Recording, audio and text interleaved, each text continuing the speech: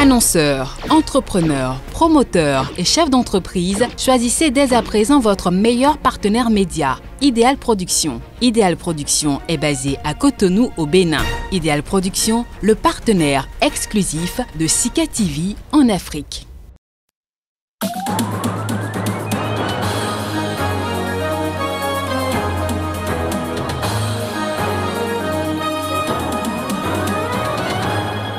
Le président du Nigeria est de retour au pays après son séjour sanitaire à Londres. Un voyage qui ravive la polémique sur son état de santé.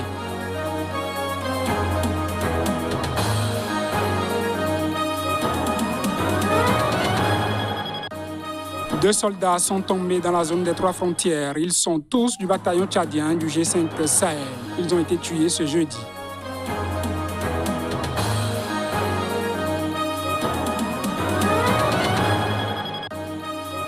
L'Éthiopie tient à son projet de barrage sur le Nil. Si ce projet suscite le mécontentement de ses voisins, le pays voudrait les rassurer de ses bonnes intentions.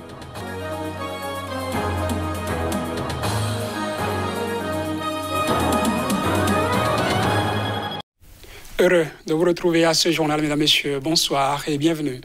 Nous l'ouvrons avec le Nigeria. Le président Muhammadu Buhari, 78 ans, est rentré au pays jeudi, 2 semaines après son départ pour Londres. Il s'y était rendu pour des raisons médicales, ont annoncé ses conseillers. Le président Muhammadu Buhari est revenu à Abuja jeudi après-midi, après un voyage privé à Londres, écrivait Bachir Ahmad, l'un de ses porte-paroles.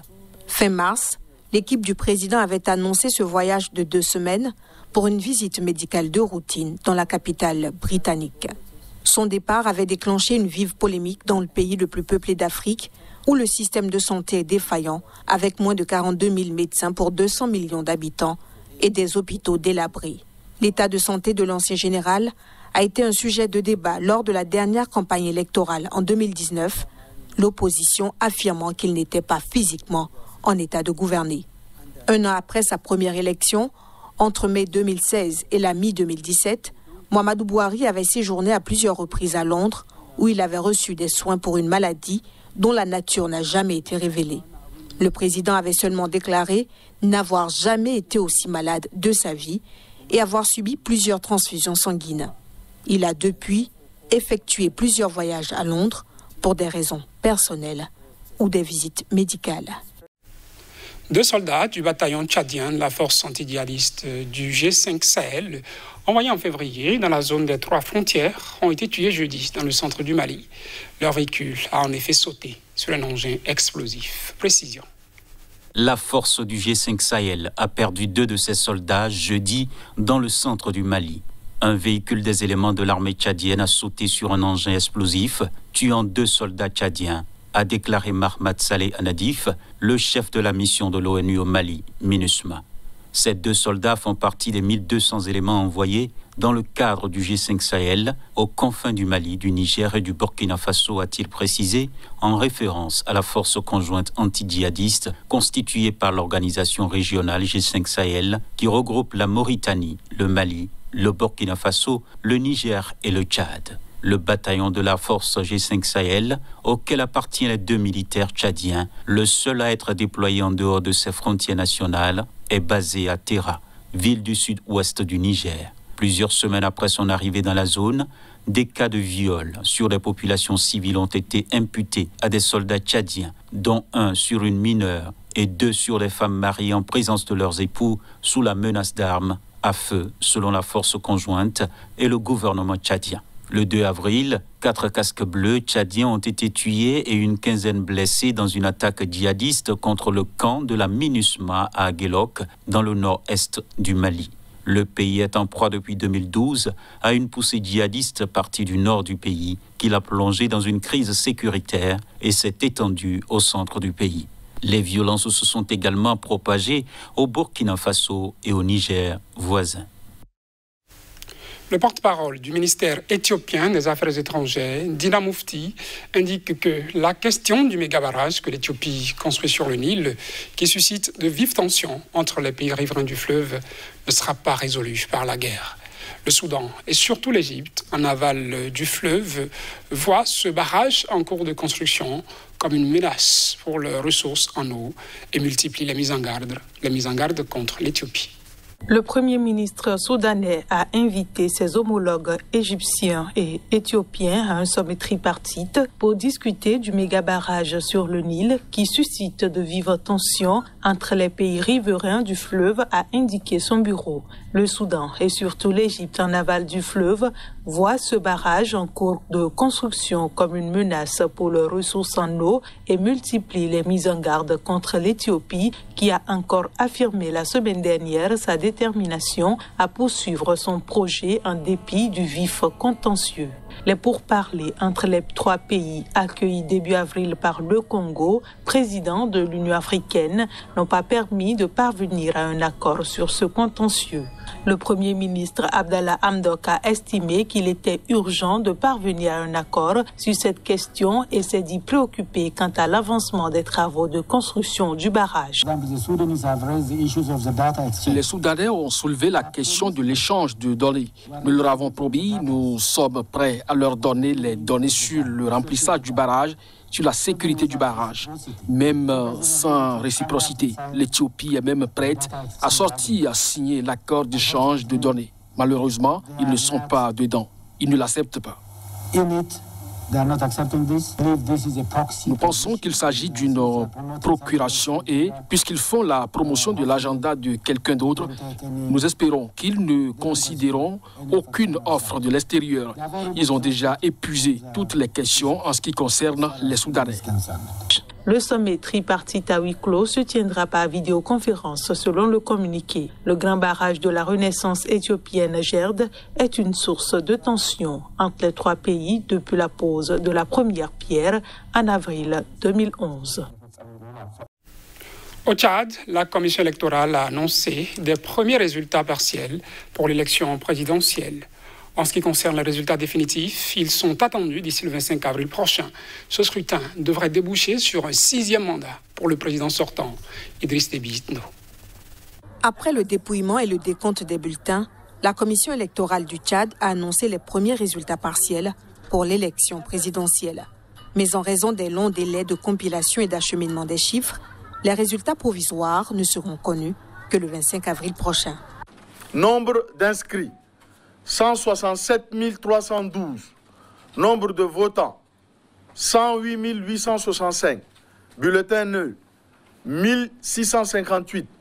Taux de bulletins nuls, 1,52%. Suffrage exprimé, 107 207. Taux de participation, 65,7%. Les observateurs de l'Union africaine, de la Communauté économique des États de l'Afrique centrale et de l'Organisation de la coopération islamique se sont dit mardi satisfaits de la présidentielle qui promet un 6e mandat à Idriss Déby Itno qui dirige le pays depuis 30 ans. Aucune des missions des 3 organisations internationales n'a évoqué les violences des forces de l'ordre contre l'opposition qui réclamait une alternance du pouvoir. Ces violences ont été dénoncées notamment par Amnesty International, Human Rights Watch et le Secrétariat général des Nations Unies. Elles ont poussé 3 candidats de l'opposition à renoncer à concourir au motif que l'utilisation excessive de la force publique contre l'opposition serait de nature à compromettre la crédibilité du scrutin, a toutefois observé l'ancien Premier ministre togolais Komi Selom Klassou, qui dirigeait les observateurs de l'Union africaine. Mais leur retrait n'a pas eu d'incidence sur la poursuite du processus électoral. Et le scrutin s'est déroulé dans une atmosphère pacifique et de manière satisfaisante, a-t-il ajouté, lors d'une conférence de presse conjointe. L'ancien parti au pouvoir au Malawi, le Parti démocratique progressiste, a demandé jeudi que le président Lazarus Chakwera quitte ses fonctions. C'est suite à la dissolution de la commission électorale du pays. Précision.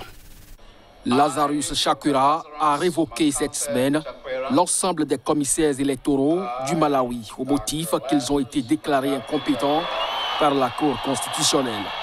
Suite à la présidentielle de mai 2019, entachée d'irrégularités et dont les résultats avaient finalement été annulés et le scrutin réorganisé en juin 2020, la Cour avait fustigé la commission électorale pour sa gestion calamiteuse du vote. À l'issue du second scrutin, Chakwera avait finalement été déclaré vainqueur devant le leader du DPP, Peter Mutharika. Chakwera n'est plus légitime car le scrutin qu'il a mis au pouvoir a été présidé par un organe non constitutionnel, estime désormais le DPP. Le parti explique dans un communiqué que la décision de dissoudre la commission invalide toutes ses décisions, y compris la déclaration de victoire de Chakwera.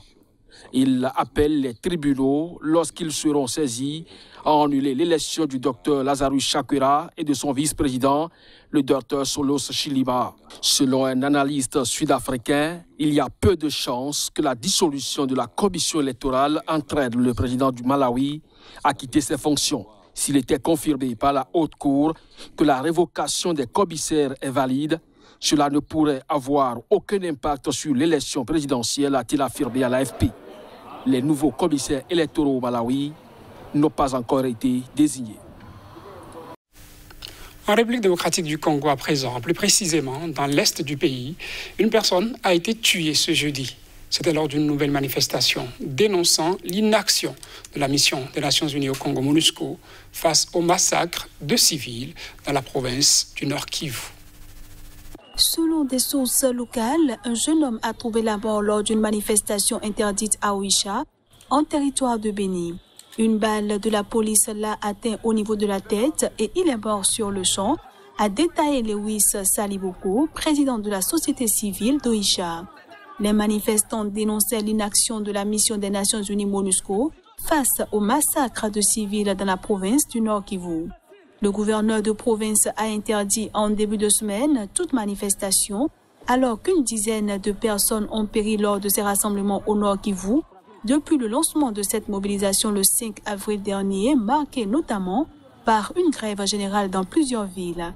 En séjour à Béni, la chef de la MONUSCO, Bintou Keita, a mis en garde contre les menaces, les intimidations et la violence, qui sont inacceptables et dans un état de droit, susceptibles de poursuites judiciaires.